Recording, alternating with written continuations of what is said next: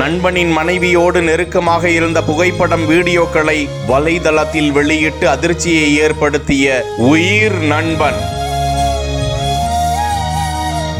உயிரையே விட்ட கணவர், மனைவியும் நண்பனும் செய்த துரோகத்தால் நடந்த அதிர்ச்சி.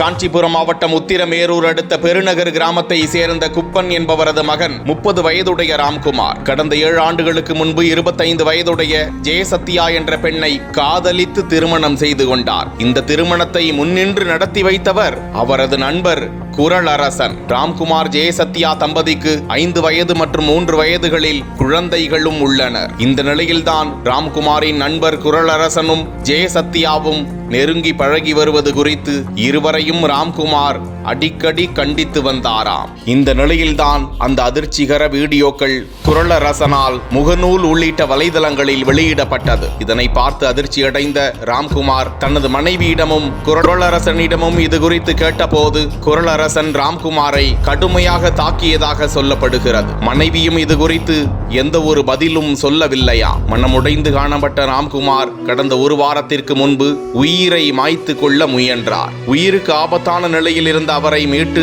உறவினர்கள் காஞ்சிபுரம் அரசு மருத்துவமனையில் சிகிச்சைக்காக சேர்த்திருந்த நிலையில் சிகிச்சை பலனின்றி ராம்குமார் உயிரிழந்தார். உடற்கூறு ஆய்வுக்கு பின்னர் ராம்குமாரின் உடல் வீட்டிற்கு கொண்டு வரப்பட இது குறித்த புகாரின் பேரில் வழக்கு பதிவு செய்த காவல்துறையினர் குறளரசனை கைது செய்து விசாரணைக்கு பிறகு நீதிமன்றத்தில் ஆஜர்படுத்தி வேலூர் மத்திய சிறையில் அடைத்திருக்கிறார்கள்.